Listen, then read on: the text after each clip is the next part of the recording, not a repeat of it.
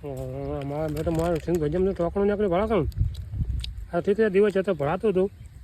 ને કે અંદર જતું થાય શું આ કંપનીવાળા તો ચેક કરી મૂકી છે પણ નાના બાળકો મોટા ખાતા વખતે ધ્યાન રાખીને ખાવું દેખ્યા વગર ખાવું નહીં વસ્તુ શું સિંગ ભજી વાળી નીકળે એમાંથી ટોકણી એ અંદરથી નીકળે જો ટોકણી દેખાય ને દેખાણી ટોકણી થઈ